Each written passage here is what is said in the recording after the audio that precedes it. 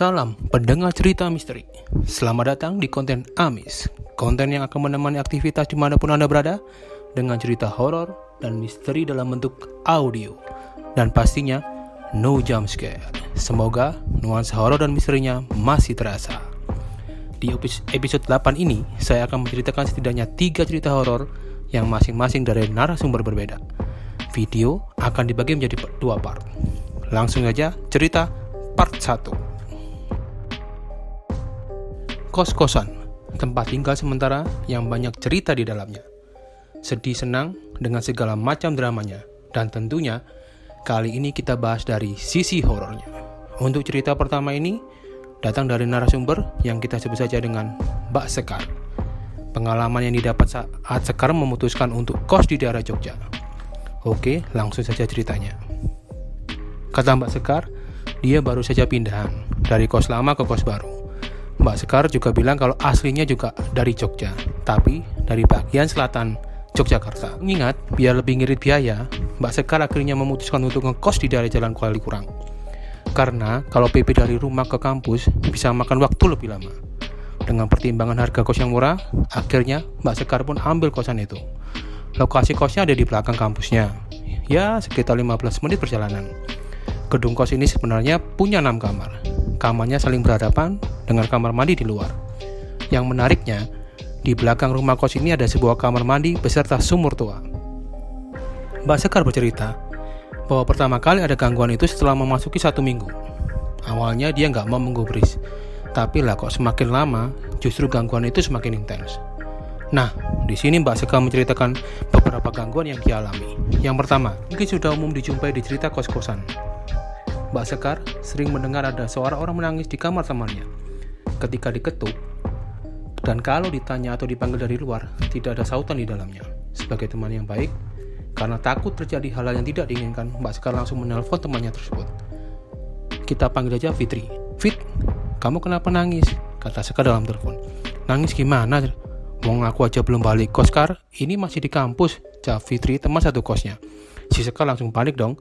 Lah, terus siapa yang di dalam kamar sedang nangis? Akhirnya Sekar pun memutuskan untuk keluar kos dan mencari aman sembari menunggu penghuni kos yang lain pada balik. Kejadian berikutnya mungkin ini yang bikin Sekar nggak mau lagi ngekos, yaitu ada sosok yang menyerupai pacarnya yang datang ke kosan Sekar.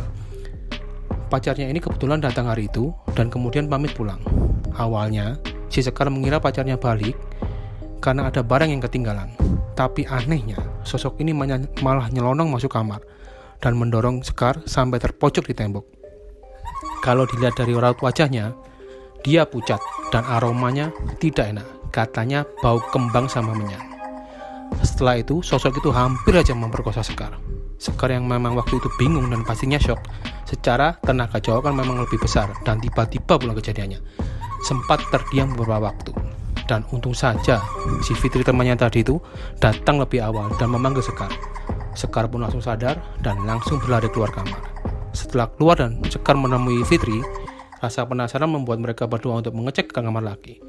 Dan yang mengejutkan, sosok yang menyerupai pacarnya tadi itu sudah tidak ada. Tapi bau minyak dan kembang masih ada di kamar itu. Dan sejak saat itu, Sekar pun nggak berani tidur sendiri di kamarnya. Nebeng tidur Sekar di kamar Fitri. Tapi ternyata gangguan itu tidak berhenti sampai situ saja. Malamnya Sekar dan Fitri mendapat gangguan lagi. Masih tidur di kamar Fitri dan dari arah luar di ruang tamu mereka mendengar ada suara laki-laki yang mengobrol. Sepertinya seperti ada 2 suara laki-laki. Mereka ngobrolnya menggumam, jadi nggak jelas apa yang mereka bicarakan, kata si Sekar. Karena penasaran mereka berdua mau memastikan, kok ada suara laki-laki yang sedang ngobrol, padahal sudah jam larut malam dan ada batas jam berkunjung. Secara memang itu kosan cewek.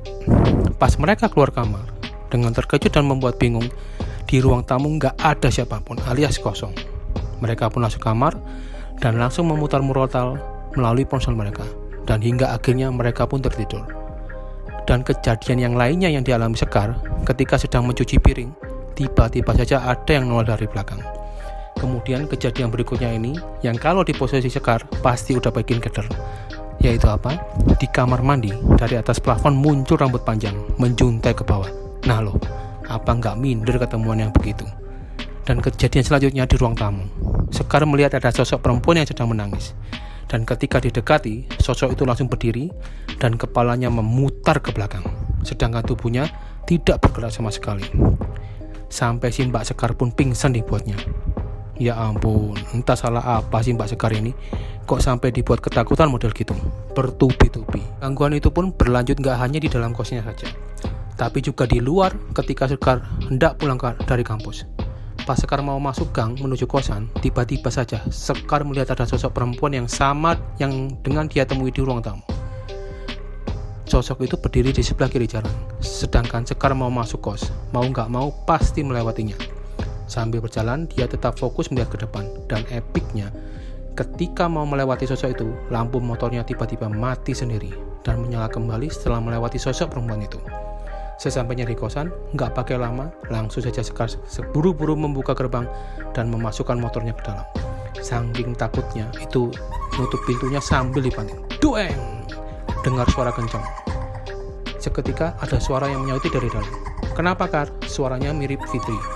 Sekar jawabnya nggak apa-apa, kepleset katanya. Pas dia mau masuk kosan, ketika mau menyapa Fitri di kamarnya, ternyata pintunya terkunci. Lah, tadi yang tanya kenapa Kar itu siapa ya?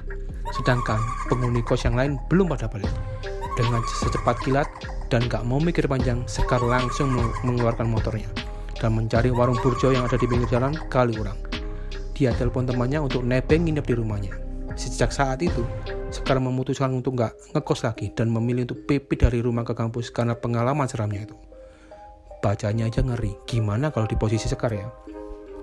Digodainya pun langsung double-double gitu. Bagaimana pendengar Amis dengan pengalaman si Mbak Sekar ini? Seram atau mungkin kurang seram dibanding cerita pendengar Amis? Kalau ada cerita yang lebih seram, bisa kirim via email yang ada di kolom deskripsi. Oke, kita lanjut ke part 2. Link akan saya sematkan di kolom deskripsi. Tetap dukung channel ini dengan subscribe, share, dan like. Salam Amis Audio Misteri.